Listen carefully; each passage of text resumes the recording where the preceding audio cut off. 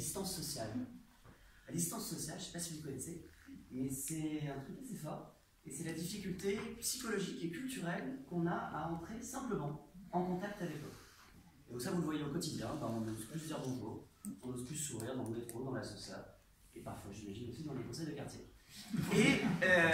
Et dans les bars, c'est pareil. Les gens viennent en groupe, ils viennent plus jamais seuls, et ils ne rencontrent plus personne. Donc on s'est dit, on va faire un bar qui répond à la question comment on fait pour que des gens qui ne se connaissent pas se parlent et vivent un bon moment ensemble. Du coup, on a créé plein de choses, plein de rituels, plein de petits jeux, ce qu'on appelle un parcours de convivialité. Et donc quand vous venez au bar, déjà vous êtes accueilli personnellement par quelqu'un qui est devant le bar. Car on croit que tout se passe, 50% des choses se passent pendant l'accueil. Donc on vous dit bonjour, on vous souhaite la bienvenue, on vous fait parfois une bise, on vous présente à quelqu'un. Bref, on vous fait sentir que vous existez. Ça, c'est la première chose. Et puis on a inventé des rituels et des petits jeux. Donc là on appelle ça des nudges, maintenant ça fait chic.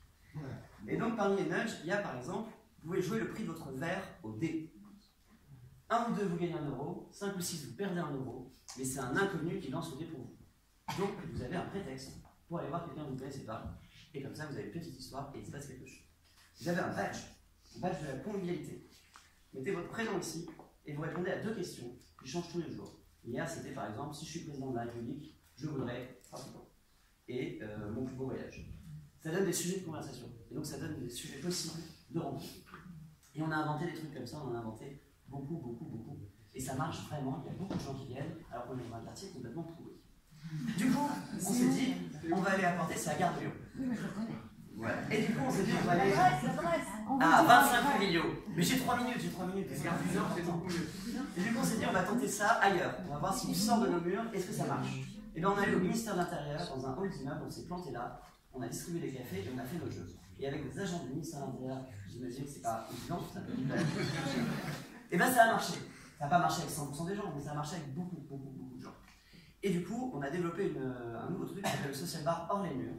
Et donc, on a inventé un métier qui s'appelle porteur de convivialité. Et les gens auront sur eux à boire dans le dos, à distribuer comme ça, et un plateau de convivialité qui réunit tous nos petits jeux. Donc, on appelle ça le social bar porteur. On l'a testé mardi avec Armel pour l'événement à la Halle Civique. Ça a marché.